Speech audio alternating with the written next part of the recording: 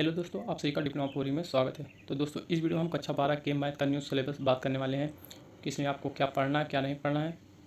तो वीडियो को चलिए स्टार्ट करते हैं। तो जो पहला आता है, यहाँ देख लिखा है कक्षा 12 गणित केवल प्रश्न पत्र। तो इसको अब हम देखते हैं।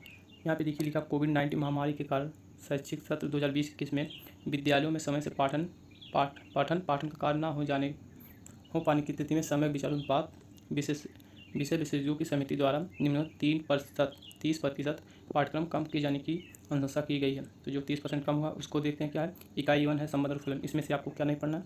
संबंध फलन में है संयुक्त फलन, फलन का व्युत्क्रम, द्विआधारी बेसक क्रियाएं। ये नहीं, इसको भी मतलब हटा दिया गया। उसके बाद प्रतिलोम त्रिकोणमिति में जो हटाया गया वो देखिए, प्रतिलोम त्रिकोणमितीय फलनों का लेख, प्रतिलोम त्रिकोणमितीय फलनों के प्रारंभिक गुणधर्म। उसके बाद इकाई 3 कलन। इसमें से जो हटाया गया है सततता तथा अवकलनीयता में से जो हटाया गया है वो है रोले लेग्रांज के मध्यमान प्रमेय बिना उत्पत्ति के तथा इनकी ज्यामितीय व्याख्याओं एवं अनुप्रयोग, जिसको मतलब हटाया। उसके बाद है इकाई 4 का सदिश तथा त्रिविमीय ज्यामिति। सदिश पहला चैप्टर, इस सदिशों के अदिश से त्रिय गुणनफल, इसको हटा दिया गया है। उसके बाद है त्रिविमीय ज्यामिति का परिचय, जो इसमें से हटाया गया दो रेखाओं, दो तलों, एक रेखा एक तल के बीच का कोण, इसको मतलब हटा दिया गया। उसके बाद छठा इकाई प्रायिकता। इसमें क्या है सयादीच्छिक चर का माध्यम प्रसरण, बर्नौली परीक्षण तथा द्विपद बंटन, इसको मतलब इतना हटाया गया। अब देखते हैं जो आपको 70% पढ़ना है। तो इसका मतलब 3 घंटे का समय रहेगा। कुल 6 यूनिट है। ये देखिए, ये 5 इसके नीचे संबंध फलन, बीजगणित, कलन, सदिश तथा त्रिविमीय ज्यामिति, रेखीय प्रोग्राम। पहला 10 नंबर का संबंध फलन, बीजगणित 13 नंबर, कलन 44 नंबर, सदिश तथा त्रिविमीय ज्यामिति 17 नंबर, रेखीय प्रोग्राम 6 नंबर का। उसके बाद आता है छठवां आता है प्रायिकता 10 नंबर का, कुल मिलाकर 100 अंक का है। तो इसके देखिए पहला जो इकाई आता है आपको संबंध तथा फलन में क्या पढ़ना है।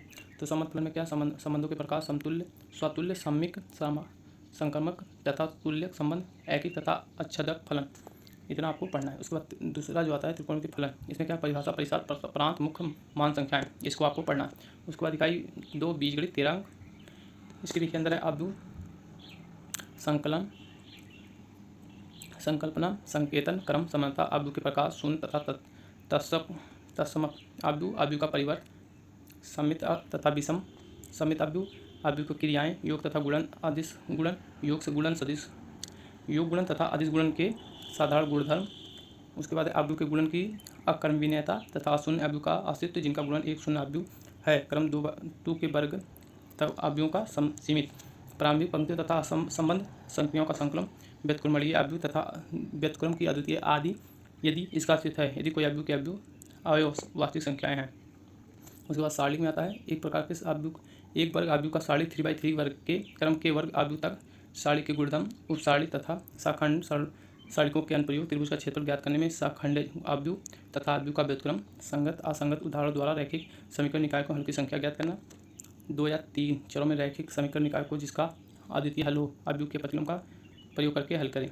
उसके बाद तो जो हमारा इकाई 3 है कलन, तो इसमें क्या है सततता तथा अवकलनीयता। तो इसमें आप देखते हैं क्या क्या है सततता तथा अवकलनीयता, संयुक्त फलनों का अवकलन, श्रृंखला नियम, प्रतिलोम, त्रिकोणमितीय फलनों का अवकलन, अस्पष्ट फलनों का अवकलन, चरघातांकीय लघुगणकीय फलनों की संकल्पना तथा अवकलन, लघुगणकीय अवकलन, प्राचाल रूप में व्यक्त फलनों का अवकलन, द्वितीय क्रम के अवकलन। तो ये हो गया। उसके बाद दूसरा है अवकलनों के अनुप्रयोग। तो इसमें क्या है अवकलनों के अनुप्रयोग, परिवर्तन की दर, वृद्धि, ह्रास, मान फलन, अविलंब तथा स्पर्श रेखाएं, सन्निकटक उत्तम तथा न्यूनतम, प्रथम अवकल परीक्षण का ज्यामितीय प्रेरणा तथा द्वितीय अवकलन परीक्षण उत्पत्ति लायक टूल, ये। उसके बाद है सरल प्रश्न जो विषय के मूलभूत सिद्धांतों को समझ दर्शाते हैं तथा वास्तविक मान से जीवन संबंध, ये हो गया। अभी बहुत ही देख लेते हैं मोस्ट टॉपिक है, ये है समाकलन। तो इसके अंदर आपको दिखाते हैं क्या क्या है समाकलन, अवकलन के व्युत्क्रम, परिक्रम के रूप, कई प्रकार के फलनों का समाकलन, प्रतिस्थापन द्वारा, आंशिक भिन्न द्वारा, खंडशः द्वारा, केवल निम्न प्रकार के सरल मानों का मान ज्ञात करना तथा उन पर आधारित प्रश्न, जैसे ये हो गया समाकलन dx/ax² + bx + c, फिर समाकलन px + q/ax² + bx dx। उसके बाद समाकलन px + q/√a² + b² + c dx।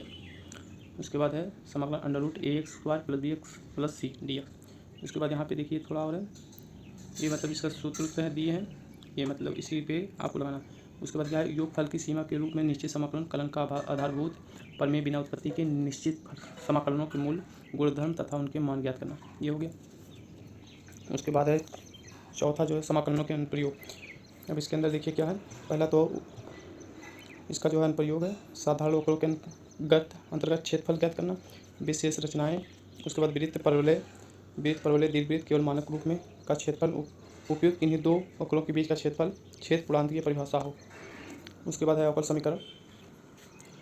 अवकल समीकरण में जो है पहला परिभाषा, कोटि तथा घात। अवकल समीकरण व्यापक एवं विशिष्ट हल, दिए हुए व्यापक हल करने वाले अवकल समीकरण बनाना पृथक कड़िय चर के तरीके द्वारा अवकल समीकरणों का हल, प्रथम कोटि तथा प्रथम घात वाले समघातीय अवकलन समीकरणों को हल करके निम्न प्रकार के रैखिक अवकल समीकरणों को हल करना, जैसे होगा dy/dx प्लस py = q, जहाँ p और q यश के फलन है। उसके बाद दूसरा जो है dx/dy प्लस px = q, जहाँ p और q y के फलन है। उसके बाद इकाई 4 है सदिश तथा त्रिमेय ज्यामिति शतरंग।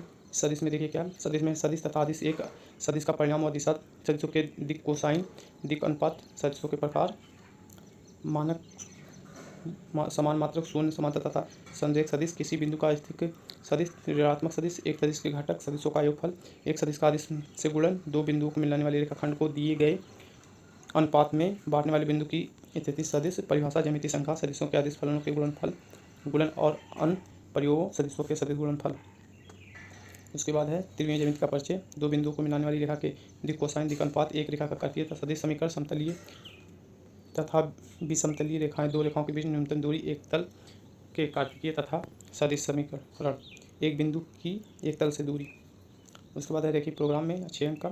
तो रैखिक प्रोग्राम के अंदर देखते हैं क्या है, तो इसके अंदर भूमिका है संबंधित पदों जैसे व्यवरोध, उद्देश्य, फलन, इष्टता, फल की परिभाषा, रैखिक प्रोग्राम।